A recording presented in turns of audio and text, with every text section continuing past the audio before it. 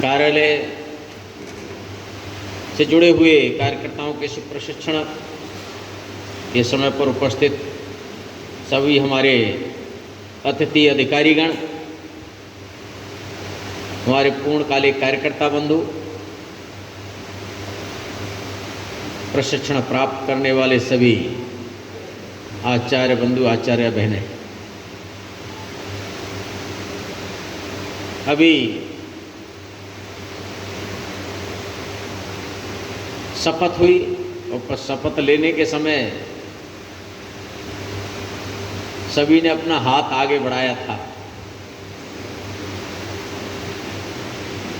ये हाथ इस बात का संकेत रहता है, नीचे भारत माता और ऊपर आकाश, दोनों को साक्षी मानते हुए जिस इष्ट को, परमपिता परमेश्वर को हम मानते हैं, उसका या अपने गुरुजनों का स्मरण करना जो उसमें कहा है। और फिर एकल गीत हो गया, तो एकल गीत ने और हमको कुछ संकेत दिया।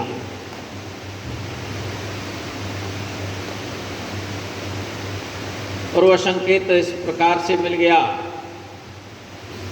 कि वास्तव में शपथ लेना तो बहुत सरल काम है। बात बात पे बहुत लोग ऐसे मिल जाएंगे, कसम खाएंगे, कसम खाता हूँ आज के बाद ये काम नहीं करूँगा। ऐसे अनेक लोग मिल जाएंगे तो कसम खाएंगे और कहेंगे कि मैं ऐसा करूँगा। कई बार एक नशेड़ी रहता है, उससे पूछा जाए तो कितनी बार कसम खाएगा, फिर भी करेगा वही। यहाँ आचार्य बहनें बैठी हैं, कई बार घर में श्रीमान लोग ऐसे मिल जाएंगे, कसम तो खाएंगे लेकिन पिएंगे जरूर। हर बार यही कहेंगे, अब कसम खाता हूँ आगे नहीं करूँगा। तो सामाजिक कामों में भी संकल्प लेना, अरे शपथ लेना कठिन कार्य है।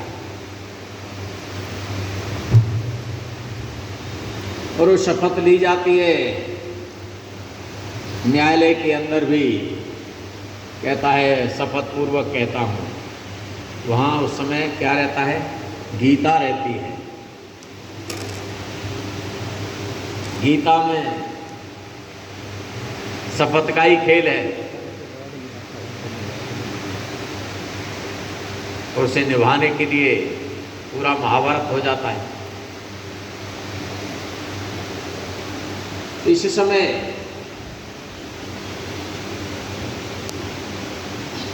अपने सभी प्रकार के प्रशिक्षण, सभी प्रकार की गतिविधियां, सभी प्रकार की योजनाएं विद्या भारती के अंतर्गत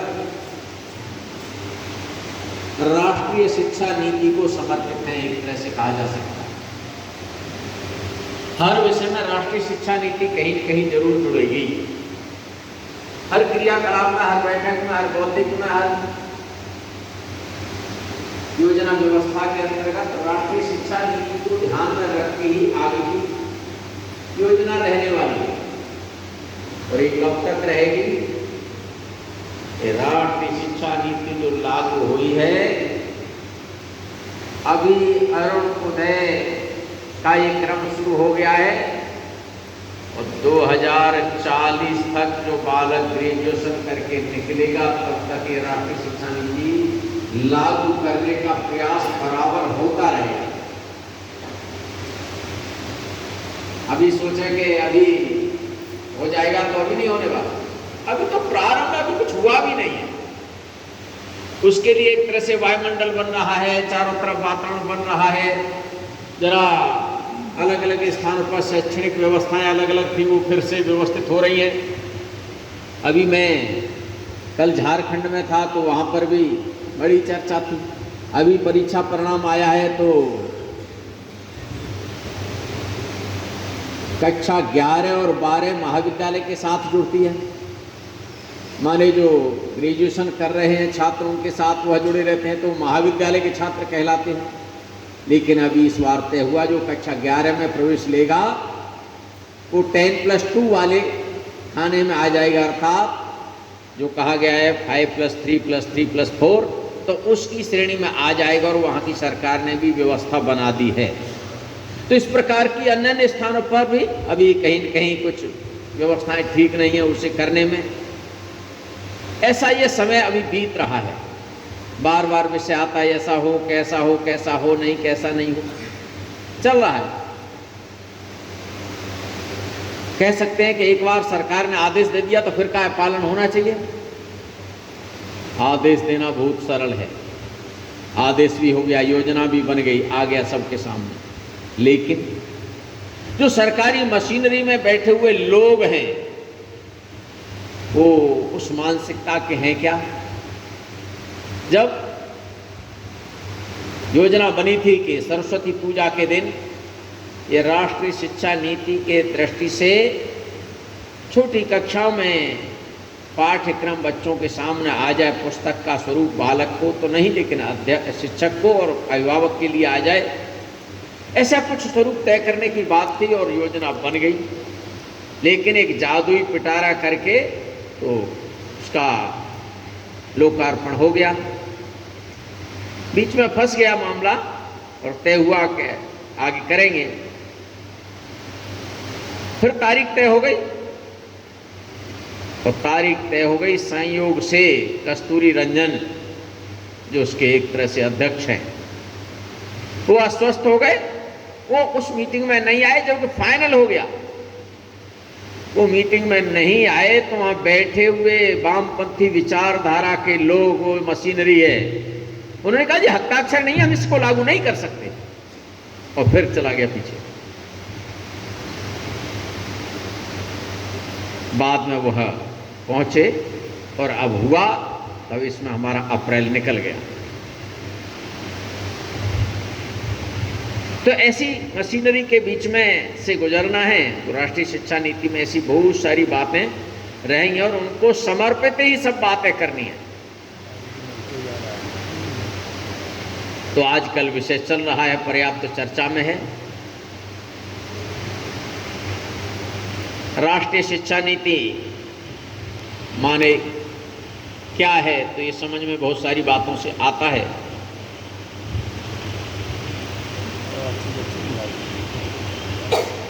तो ये बहुत सारी जो बातें, वो बातें कौन सी हैं ये ध्यान में आए। एक विषय तो चल पड़ा है कि भारत केंद्रित शिक्षा रहनी चाहिए। अगर भारत केंद्रित शिक्षा रहनी चाहिए तो भारत माने क्या? तो फिर भारत को जानना पड़ेगा भारत क्या था। भारत केंद्रित वह शिक्षा जो आज चल रही है, या भारत को जानो तो भारत के वैभव को पहचानो। भारत था क्या, कैसा था भारत, उस ओर जाना पड़ेगा। तो भारत का इतिहास कैसा रहा था? गुलामी का।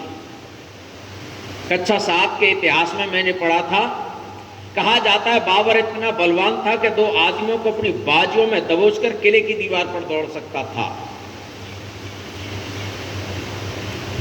हमारे बाबर इतना बलवान था, गुलामी का प्रतीक हमारे सिर पर रख दिया गया और उसे ढो रहे हैं।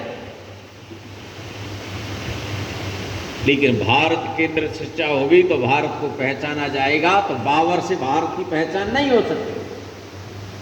भारत की पहचान तो भारत की ऋषि परंपरा से होगी, भारत के महान वैज्ञानिक लोगों से होगी, भारत के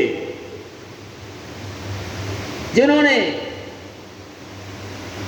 इस देश के अंदर शिक्षा के क्षेत्र की अंदर एक पहचान बनाने का विश्व में स्थान बनाया था। ऐसे लोगों के स्मरण से होगी, ऐसे विद्यालयों का ध्यान देने से होगी। आखिरकार इस देश के अंदर सकाए, हूण आए, मुगल आए, पठान आए, अंग्रेज आए, बारी बारी से एक के बाद एक आते रहे। कौन सा एक कारण था जिसके कारण यह देश गुलाम नहीं हुआ? वह कारण था भारतीय संस्कृति, भारतीय परंपरा,